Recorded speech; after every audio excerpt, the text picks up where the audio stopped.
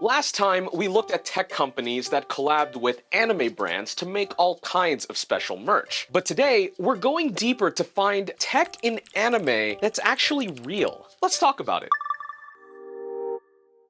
Hello and welcome to Denki channel. My name is Ken. When it comes to works of fiction like anime, writers and directors include aspects of mundane life in their storytelling so that viewers can better empathize with what's happening on screen. Take anime set in the current day. It's hardly a surprise when we see characters, say, use a smartphone and post on Twitter or Instagram. After all, tech is that deeply woven into our culture. These details can go a long way toward immersion, even if it's granular in the scheme of world building. And so here are some of my favorite moments when anime featured real-life tech, as spoiler-free as I could possibly make it.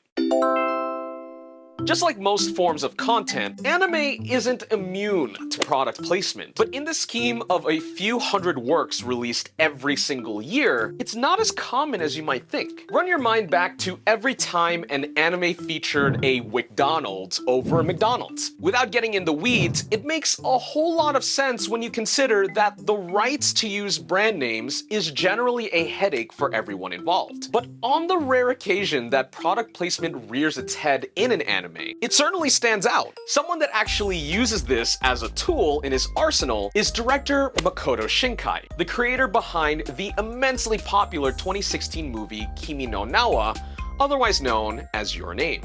He's one of my favorite directors with how meticulous he is with his visual direction. Shinkai utilizes the hustle and bustle of Tokyo as the backdrop for many of his films, then takes visual effects and vivid lighting to amp up the look even further. The end result is a Tokyo that not only looks real for anime standards, but is arguably better than real. If Your Name was already one of the most beautiful, immersive anime movies around, its spiritual successor, Weathering with You, upped the ante even more. And one of the ways it did this was with brand and product placement to make his interpretation of Tokyo way more believable. I mean, think about all of the advertisements and businesses that are in the city.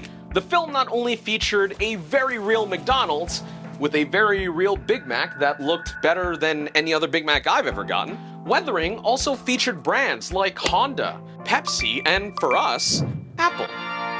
Peep the 12-inch MacBook, good choice, an iPhone, and even AirPods. Now, Shinkai said in an interview that he needed to go through hoops to get McDonald's to give him the okay to use their image and likeness for the film. But I have a feeling that working with Apple to include them in the film was probably way easier to pull off than with the Golden Arches. You see, Shinkai is publicly known to credit the Mac as a primary tool for his work. His early breakout hit, Voices of a Distant Star, was written, directed, and produced basically by himself on a Power Mac G4 back in the early 2000s. And it seems like his loyalty toward Apple hasn't gone unnoticed either, with him and his works being featured in ads and promotional materials for the company in Japan.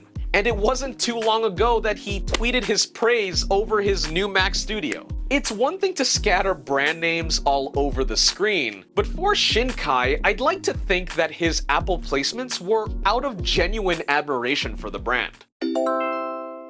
If you wear knitted shoes as much as I do, you know how comfortable, lightweight, and breathable they are. But step in a puddle by accident or walk in the rain for just a few minutes, and my socks get soaked and my day is immediately ruined. That's where the sponsor of today's video, Vessi, comes in. Knit with sustainable, 100% vegan Dymatex material, they have no right being this waterproof. Let's just put the shoe in. I got a big tub of water. Oh my god, wow, my toe is dry. What? Socks. Completely dry? How is it doing that? Their cityscape shoes in this charcoal gray colorway look really stylish while offering the comfort and durability a daily driver should. I've been running errands with them, going on walks. Best part, Vessi has lots of styles to choose from, delivered right to your doorstep. To get a pair for yourself, check out the link in the description, and if you use the code DENKI at checkout, you'll get $25 off. And huge thanks to Vessi for sponsoring what I do here on Denki channel.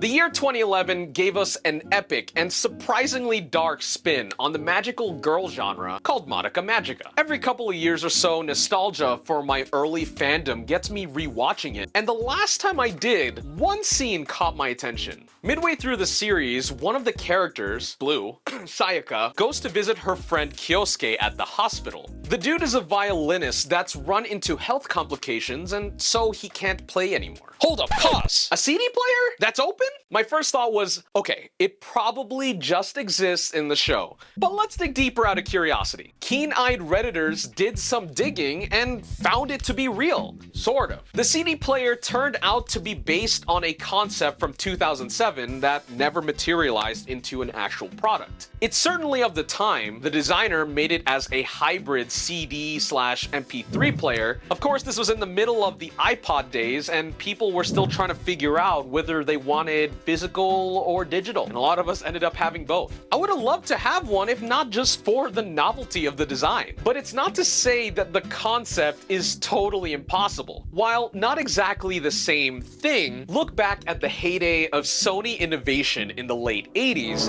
It's a Sony. And you'll find the DISKMAN D88. If you guys are genuinely curious about this product, there's a really cool video on the Techmoan channel doing a full breakdown. But the D88 is genuinely a fascinating product. Absolutely impractical to play in public, especially since CDs scratch if you so much as look at them. Again, this thing literally spins your discs out in the open. But come on, for the 80s? This thing's pretty cool.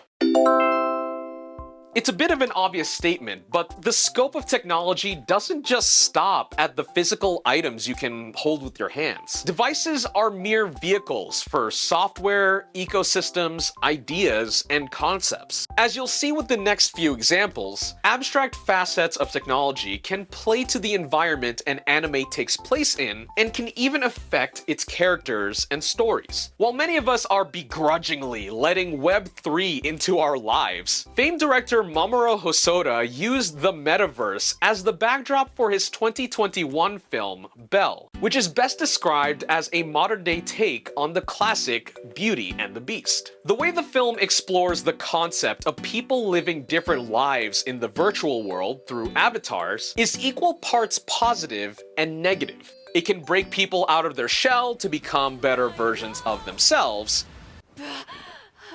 But likewise, if there's anything the internet has taught us already, it's that anonymity can also give way to people being the absolute worst. And in my opinion, I think it does the whole metaverse thing pretty well, at least considering that this is a film made for general audiences. Mamoru Hosoda is all too familiar with making movies about bleeding edge tech. Apart from Belle, back in the year 2000, Hosoda directed the Digimon Our War Game film, which featured hella real aspects of tech back in the day. We're talking computers running Windows 98, email, viruses, but of course, anime is truly the best when it's visual and active, not just static shots of computer screens. So Hosoda used tunnels and 3D spaces to visually represent the internet in a space separate from the real world. Go figure, for a movie based around digital monsters in a digital world. But that Digimon movie turned out to be a beta for what would be his 2009 film, Summer Wars, which is basically that Digimon movie, but with a standalone story and incorporates more online gaming and esports into its thematic makeup. It's pretty safe to say if there's any significant advancement of tech in our lives and culture, Mamoru Hosoda will probably be there to make a film about it. There are so many other interesting real tech references in anime that I want to cover, but sadly, this is all the time I got for this video. If you liked it, give me a thumbs up and let me know what other anime tech you'd like me to cover next. Thank you for getting Denki channel to over 50,000 subscribers, and otherwise, I'll catch y'all later.